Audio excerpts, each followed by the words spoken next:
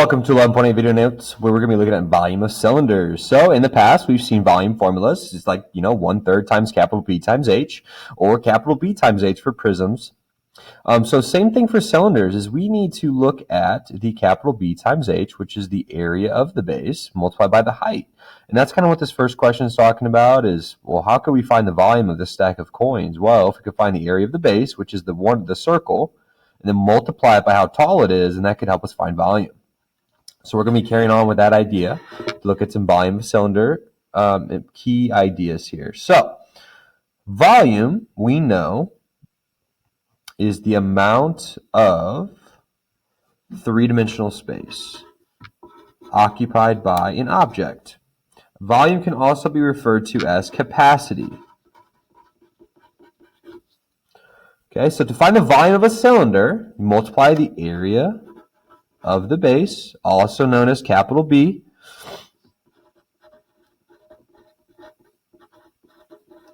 and then you multiply it by the height of the cylinder.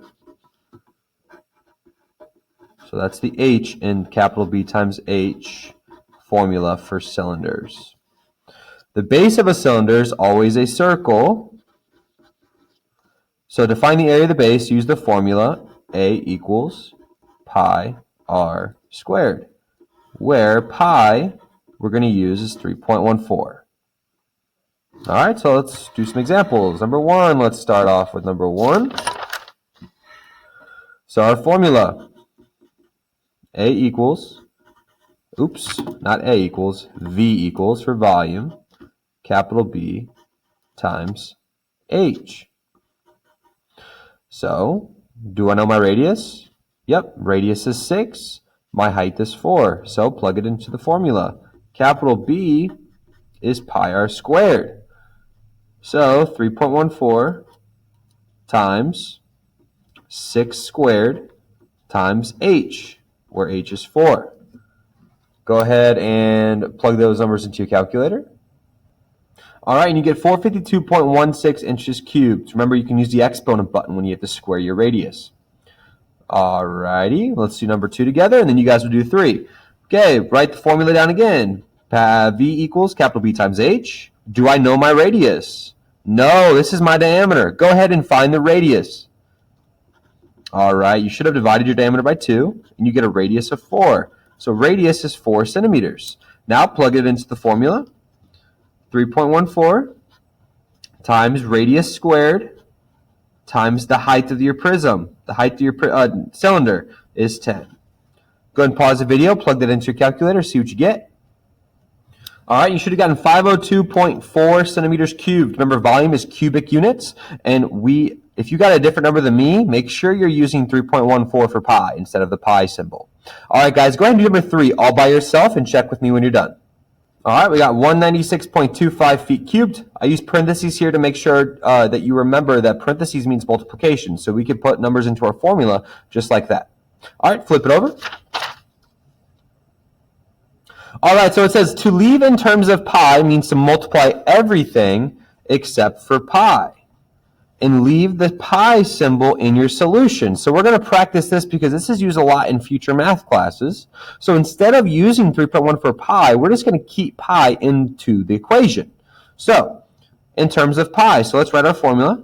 V equals pi r squared times H. So V equals pi times r squared, which is 10 squared, times the height, which is 15.2. So now to get the terms in pi, all you're going to do is multiply your coefficients. So do 10 squared times 15.2.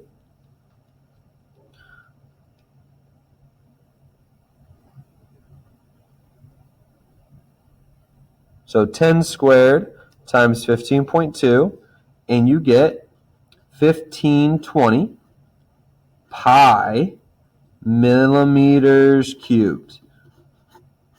So we pretty much did the same thing, except we did not put 3.14 into the equation. We just kept pi there. We multiplied the other coefficients by one another, and we keep our answer like that. All right, you try number 5, keeping your answer in terms of pi. All right, you should have gotten 448 pi inches cubed. And then, of course, if you wanted to expand it out, we could do 448 times 3.14, and that would be our answer, not in terms of pi.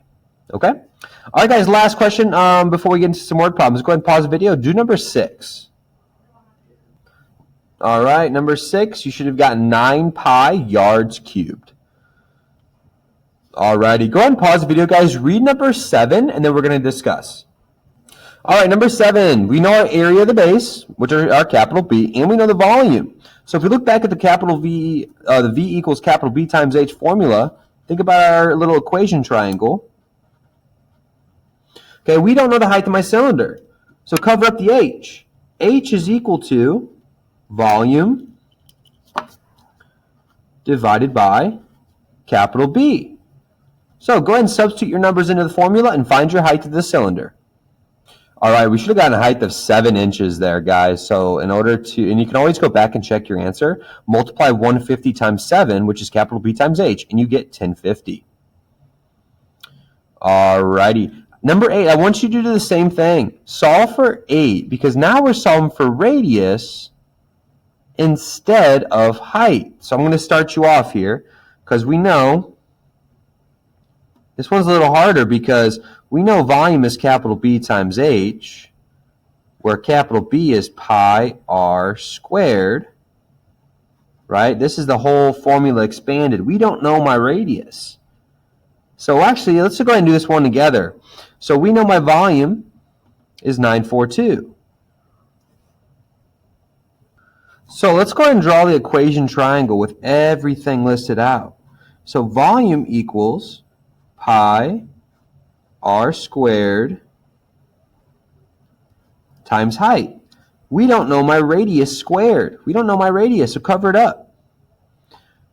That means that r squared equals volume divided by pi times h. So let's try that. R squared, radius squared, equals the volume divided by pi, otherwise known as 3.14, times the height, which is 12. And when you do 942 divided by parentheses of that bottom, you got to put parentheses in the bottom there, 3.14 times 12, you get 25. So this says r squared equals 25. What does r squared mean? All right, so to finish this question, what multiplied by itself equals 25? We can also use the square root button on our calculator by doing second x squared. Then in the parentheses, we want to put the number we're trying to find the square root of, and then press enter. So 5 times 5 is 25. So a radius would have to be 5. So the radius of this cylinder is 5. Good job. That was a hard one. So radius is 5. All right. I want you to read number 9. See if you can start figuring out what we're asking for you to solve for number 9. I'll be right back. All right, number 9, guys, you should know we're just solving for volume here, which is capital B times H. But what do we need to know? We need the height and the area of the base. So we need to know the radius. They gave me a diameter, though. So hopefully you went ahead and divided 3 by 2. And you got 1.5 as your radius. Now we have everything we need to know. Go ahead and find the volume of this cylindrical tank. All right, you should have got 14.13 meters cubed. All right, guys, we're actually going to skip 10 and skip 11. All right, so go ahead and do the must do and ace the mastery check. Good luck, guys.